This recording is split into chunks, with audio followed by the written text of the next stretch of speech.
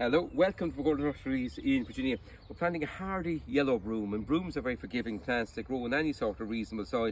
They're in their section, thrives on total and utter neglect section in the web shop. The variety we're planting today is a variety called All Gold, and All Gold is a praecox variety, devoured by bees and pollinators, and really tough, hardy shrub. Now, we took out a decent sized planting hole for it here. The soil is only reasonable in this area. Some cornflower, perennial cornflower is going to live at its feet.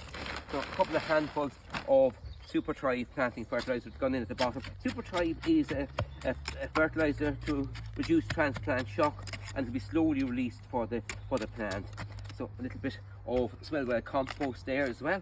I'm going to take him out of his pot, and in he goes. We want to let him grow roughly about a metre and a bit high and about the same across by pruning it with a good sharp secateurs after flowering. It's important to use a sharp secateurs for brooms. They don't recover afterwards if they're blunt instruments, so be careful that way.